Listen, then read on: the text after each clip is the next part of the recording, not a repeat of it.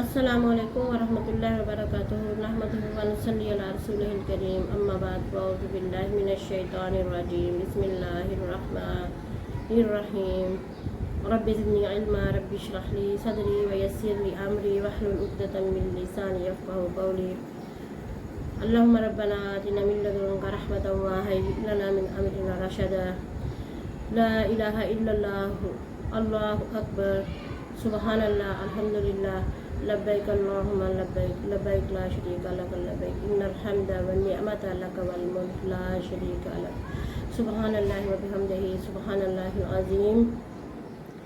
माशाल्लाह सुबहानल्लाह, अल्लाह के फजल व करम से आज हम पारा अलिफ लाम मीम जो है सूरह बकरा का आखिरी सलासा करने लगे हैं पूरा। और आज हज का दिन भी है और हज के दिन माशाल्लाह जो भी मेरी वीडियो देखे वो तकबीरात पढ़े, अल्लाहु अकबर व कबीरा वल्हम्दुलिल्लाहि कसीरा व सुबहानल्लाहि बुकरतन व असीला व सल्लल्लाहु तआला अला खैरि खल्क़ी सय्यिदना मुहम्मदिन व अला आलिहि व अस्हाबिहि सल्लिमु तस्लीमा कसीरा पढ़े और सुबहानल्लाहि व बिहम्दिही सुबहानल्लाहिल अज़ीम पढ़े और ला इलाहा इल्लल्लाहु अल्लाहु अकबर सुबहानल्लाह अल्हम्दुलिल्लाह ये वाली तकबीरात पढ़े और अल्लाह से अपने लिए अच्छी अच्छी दुआएं करें, मग़फ़िरत की दुआएं करें, अपने वालिदैन की बख्शिश की दुआएं करें, ज़िंदा है तो उनको सेहत तंदुरुस्ती के लिए दुआएं करें, रिज़्क़ में इजाफ़े के लिए और हज व उम्रा की दुआएं करें कि अल्लाह ताला हमें भी दोबारा जो हो के आए हैं वो दोबारा की दुआ करें, हमें अल्लाह ताला फिर बुलाए, और जो नहीं अभी गए अल्लाह ताला से दुआ करें कि अल्लाह ताला हमें वहाँ अपना घर दिखाए, अपने प्यारे हबीब का घर हमें दिखाए और हमें हज व उम्रा की सादत नसीब फरमाए। और नमाज अदा करें और तौबा करें, इस्तिग़फ़ार पढ़ें, अल्लाह से रो रो के दुआएं करें कि परवरदिगार आलम हमें भी अपने घर की ज़ियारत करवाए। हम माशाल्लाह सूरह बकरा जो है वो शुरू की हुई है, पहला पारा ख़त्म हो चुका है और हम आधा पे आए हुए हैं और हम 3 पाव यानी सलासा कर चुके हैं। आज हम आखिरी हिस्सा कर रहे हैं, तो चले जी हम शुरू करते हैं। माशाल्लाह पीछे हमने सारा जो कर लिया था, अब इस रुकू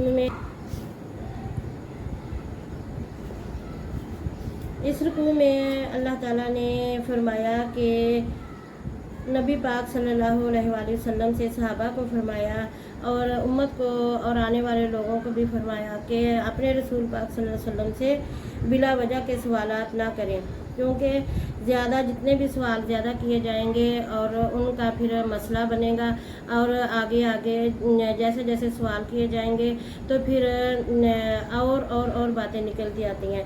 जैसे हमने पीछे पढ़ा भी है कि जो बनी इसराइल थे वो हज़रत मूसा अलैहिस्सलाम से बार बार सवालात करते थे और फिर उनको बाज़ दफ़ा तो तकलीफ़ भी उठानी पड़ती थी, तो इसलिए आप सल्लल्लाहु अलैहि वसल्लम से ज़्यादा सवालात करने की जो है अल्लाह ताला ने सहाबा किराम को मना फरमाया। और इस रुकू में ये भी है कि अल्लाह ताला ने फरमाया कि माफ़ करना सीखो, वाफ़ू वस्फ़ाहू। क्या फरमाया? आप सल्लल्लाहु को फरमाया कि ये लोग जो थे मुशरिकीन मक्का और कुफ़ार और मदीना वाले जो काफिर थे, तो जब वो मुसलमान हो गए तो अल्लाह ताला ने फरमाया कि इनकी पिछली गलतियां जो है इन्हें माफ़ कर दो। और ज़्यादातर फरमाया कि इसमें ये भी फरमाया इस रुकू में कि नमाज कायम करो और ज़कात अदा करो। और अल्लाह ताला ने फरमाया, यहूद कहते थे कि जन्नत में हम जाएंगे और ईसाई कहते थे कि जन्नत में हम जाएंगे, तो अल्लाह ताला ने फरमाया कि ये इनकी अपनी अपनी आरज़ुएं हैं, अमानी हैं इनकी, तो बल्कि अल्लाह ताला फरमाता है कि जन्नत में वो जाएगा कि जिसने अपना आप जो है अल्लाह के सामने झुका दिया, अपना सर झुका दिया और मती हो गया।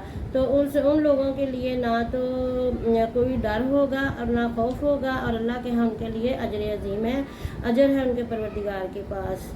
और अगला रुकू देखें भाई। अब फिर फरमाया अल्लाह ताला ने कि वो शख्स बहुत बड़ा जालिम है। हमने पीछे भी पढ़ा कि जो अल्लाह की मस्जिदों में अल्लाह के ज़िक्र करने से रोके, تو ہم تشریح میں پورا مکمل کر چکے ہیں کہ اللہ کی مسجدوں میں بعض لوگ جو ہیں جب بیٹھے ہوں تو وہ کہتے ہیں کہ نہیں شور نہ کرو، بس کرو، نہ بولو، نہ اتنا کرو.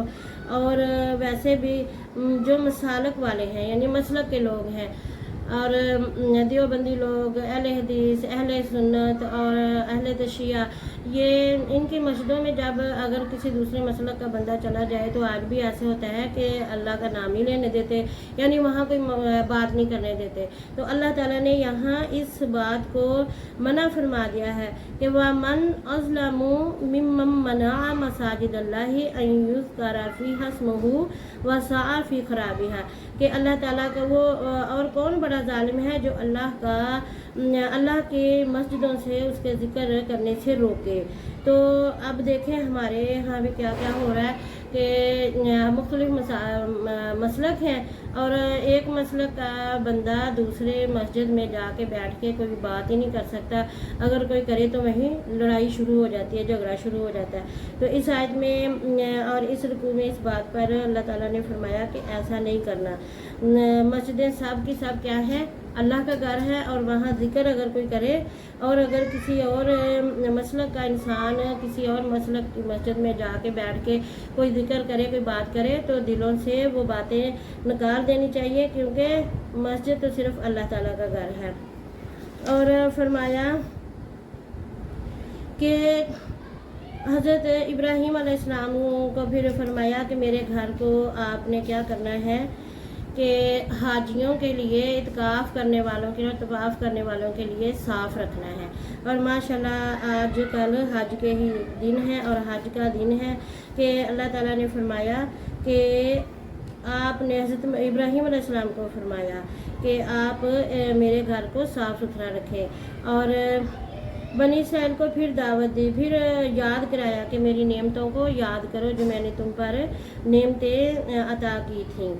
اور اللہ تعالیٰ نے فرمایا کہ وَإِذِ ابْتَلَىٰ إِبْرَاهِيمَ رَبُّهُ بِكَلِمَاتٍ فَأَتَمَّهُنَّ، کہ جب حضرت ابراہیم علیہ السلام کو اللہ تعالیٰ نے چند کلمات کے ساتھ آزمایا.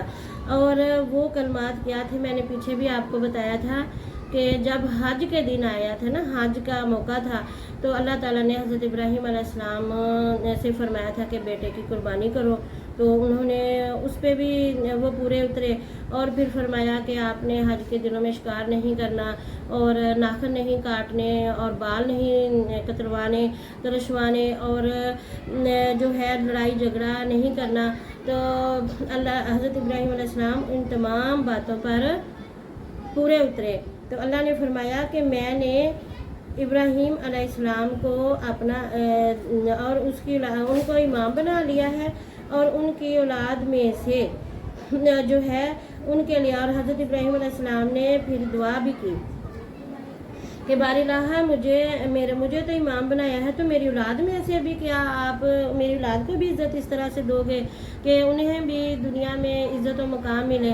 تو اللہ تعالیٰ نے فرمایا کہ جو ظالم ہے ان کے لیے میرا عہد نہیں ہے.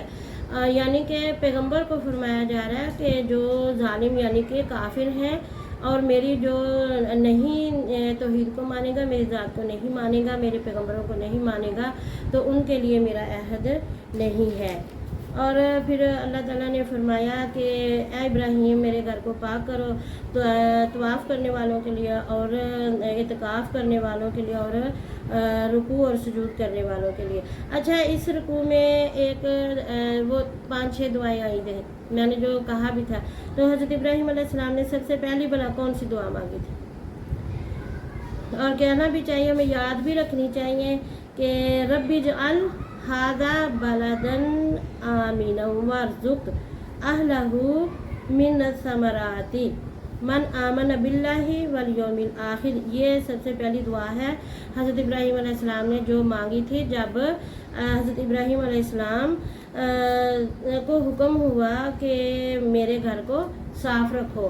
تو انہوں نے کون سی دعا مانگی تھی کہ اللہ پاک یا پروردگار اس شہر کے رہنے والوں کو امن اور رزق پھلوں کی صورت میں دو. اور ماشاءاللہ سبحان اللہ، اب دیکھو ادھر دیکھو، اب دیکھو کہ مکہ شریف میں کتنا رزق ہے، کتنی دولت ہے کہ اللہ تعالیٰ نے وہاں کے رہنے والوں کو مکہ کو امن والا شہر بنا دیا، اور تا قیامت حضرت ابراہیم علیہ السلام کی یہ دعا قبول فرمائی اللہ تعالیٰ نے کہ وہاں کے رہنے والوں کو رزق جو ہے وہ وافر مقدار میں ملا ہے، پھلوں کی صورت میں، کھانوں کی صورت میں، رزق ہر قسم کا رزق اللہ تعالیٰ نے دیا ہے۔ اور پھر ایک اور دعا مانگی تھی، اور ایک جب حضرت ابراہیم علیہ السلام خانہ کعبہ کی بنیادیں اٹھا رہے تھے حضرت اسماعیل علیہ السلام کے ساتھ، تو انہوں نے ایک اور دعا مانگی تھی، اور وہ یہ دعا تھی کہ اب کہ اے رب ہمارے ہمیں مسلمان فرما بردار بنا، اور ہماری اولاد میں سے ایک امت فرما بردار بنا اپنے لیے، اور ہمیں مناسک حج سکھا۔ مناسک حج یعنی حج کرنے کے طریقہ کیا ہے، کیا ہمیں وہ سکھا، اور ہماری توبہ قبول فرما، اور تو ہی توبہ قبول فرمانے والا مہربان ہے۔ آج حج کا دن ہے، تو آج دیکھیں حضرت ابراہیم علیہ السلام کی دعا پوری ہوئی ہے نا، کہ اللہ تعالیٰ نے حضرت ابراہیم علیہ السلام کی نسل سے ہی حضرت محمد مصطفیٰ صلی اللہ علیہ وآلہ وسلم کو دنیا میں مبعوث فرمایا، آخری نبی بنایا، اور ایک امت انہوں نے اللہ تعالیٰ سے دعا کی تھی کہ اللہ تعالیٰ میری اولاد میں سے ایک امت بنانا اپنے لیے جو مسلمان ہو۔ تو ماشاءاللہ آج ہم امت مسلمہ ہے نا ہم امت مسلمہ، تو آج امت مسلمہ اپنے ایک مسلمان ہونے کا ایک رکن جو ہے فریضہ حج ادا کر رہی ہے۔ تو اللہ تعالیٰ نے حضرت ابراہیم علیہ السلام کی دعا قبول فرمائی، تو ہمیں دعائیں کرتے رہنا چاہیے۔ انشاءاللہ اللہ تعالیٰ ہماری زندگی میں بھی ہماری دعاؤں کو قبول فرما کر اس کا ثمر عطا کرے گا، اور ہمارے مرنے کے بعد بھی۔ آج حضرت ابراہیم علیہ السلام تو دنیا میں جسداً زندہ نہیں ہے، لیکن دیکھ لیں ان کی دعائیں قبول ہوئی ہیں نا، کیونکہ وہ فرما بردار تھے، وہ حنیف تھے۔ انہوں نے اپنے اللہ سے اللہ نے جو انہیں آزمایا، اللہ تعالیٰ نے جو آزمائشیں ان پہ ڈالی وہ ان سب پہ پورے ہوئے۔ پھر انہوں نے یہ بھی دعا فرمائی تھی کہ میری اولاد میں سے اور انہی میں سے کن کو بھیجنا، ذرا اس آیت کا ترجمہ کیا ہے؟ ربنا وابعث فیہم رسولا منہم یتلو علیہم آیاتک ویعلمہم الکتاب والحکمت ویزکیہم۔ اس آیت کا ترجمہ ہے کہ اے میرے رب بھیج انہی میں سے ایک رسول جو انہی میں سے ہو، اور وہ تلاوت کرے، یعنی وہ پڑھے ان پر تیری آیات۔ کون سی آیات؟ قرآن کریم، اللہ تعالیٰ کی آیات ہیں، نشانیاں ہیں، تیری نشانیاں، تیری آیتیں، اور انہیں سکھائے کتاب اور حکمت کی باتیں، اور انہیں پاک کرے، بے شک تو ہی غالب حکمت والا ہے۔ تو ماشاءاللہ سبحان اللہ، آج دیکھیں قرآن گھر گھر میں تلاوت ہوتی ہے، گھر گھر میں پڑھا بھی جاتا ہے، اور اللہ تعالیٰ ان کو بھی ہدایت دے جو قرآن سے باغی ہیں، جو قرآن پاک کی طرف نہیں لگے ہوئے اور قرآن نہیں پڑھتے۔ یہ ہمارے نبی کی دعا تھی، اور دیکھیں ماشاءاللہ سبحان اللہ حضرت ابراہیم علیہ السلام کی آج دعا ہے نا کہ گھروں میں قرآن کو اتنا آسان کر دیا اللہ تعالیٰ نے کہ موبائلوں میں بھر دیا، لیکن جو نہیں سنتے اللہ انہیں ہدایت دے کہ وہ بھی سنیں اور پڑھیں۔ تو یہ اللہ حضرت ابراہیم علیہ السلام کی دعائیں ہیں جو اللہ تعالیٰ نے پوری فرمائیں۔ اور پھر اگلے رکوع میں فرمایا حضرت ابراہیم علیہ السلام نے، حضرت یعقوب علیہ السلام نے، اور ان کی اولاد نے، اور حضرت اسماعیل، اور پھر اللہ تعالیٰ نے فرمایا کہ یہود و نصارہ کہتے ہیں کہ حضرت ابراہیم علیہ السلام یہود یا نصارہ تھے، تو اللہ نے فرمایا کہ نہیں، وہ حنیف تھے، یعنی کہ اللہ کو ماننے والے، توحید پرست اور اللہ کے دوست، سچے دوست۔ اور قولوا آمنا باللہ، اللہ پاک نے فرمایا کہ ایمان لاؤ اللہ پر اور جو کچھ نازل کیا گیا اس پر، اور حضرت ابراہیم اور تمام پیغمبروں پر، اور کسی میں بھی فرق نہیں ڈالنا۔ اور پھر اللہ تعالیٰ نے فرمایا کہ جو ہے پسند قریب آپ کے لیے ان کے مقابلے میں اللہ ہی کافی ہوگا۔ کن کے مقابلے میں ذرا بتاؤ؟ کفار کے مقابلے میں۔ اور صبغت اللہ ہی، اللہ تعالیٰ کا رنگ، تو اللہ تعالیٰ کا رنگ کیا ہے؟ سب سے اچھا بہتر رنگ اللہ کا ہے، کون سا رنگ؟ اللہ تعالیٰ کی اطاعت کرنا، جو کہ صحابہ کرتے تھے، جس طرح نبی کرتے تھے۔ اور جو کہ ایمان صحابہ کرام لائے اور اللہ تعالیٰ کی اطاعت کی اور نبی پاک صلی اللہ علیہ وسلم کی اطاعت کی، وہ اللہ تعالیٰ کا رنگ ہے۔ اور کیونکہ یہود و نصارہ جب کوئی کسی مذہب میں داخل ہوتے تھے تو ان کو ایک رنگ چڑھا دیتے تھے۔ عیسائی جو تھے وہ بچے کو پیلے رنگ کے پانی سے نہلاتے تھے، یا کوئی جب عیسائی ہوتا تھا تو اس کو پیلا رنگ تو اس کو بپتسمہ کہتے ہیں۔ تو اللہ پاک نے فرمایا یہ رنگ ایسے، اور آج کل بھی جو مسلک بنے ہوئے ہیں، کسی نے کوئی چشتی ہو گیا، اس کا کوئی اور رنگ ہے، اور کسی نے کوئی اور رنگ بنا لیا، تو یہ سب کیا ہے؟ اللہ نے فرمایا کہ ایسے رنگ نہیں، رنگ صرف وہ جو میرا رنگ ہے، یعنی اللہ اور اللہ کی رسول کی اطاعت اور صحابہ کرام نے جیسے اسلام قبول فرمایا۔ اور پھر اسی طرح اللہ تعالیٰ نے فرمایا کہ جو اگر یہ نہیں مانتے تو پھر انہیں کہہ دو کہ جھگڑا کرتے ہیں آپس میں یا تمہارے ساتھ، تو صحابہ کرام سے فرمایا اور اللہ کے نبی پاک صلی اللہ علیہ وسلم سے اللہ پاک نے فرمایا کہ ان سے کہہ دو کہ ہمارے عمل ہمارے ساتھ اور تمہارے عمل تمہارے ساتھ۔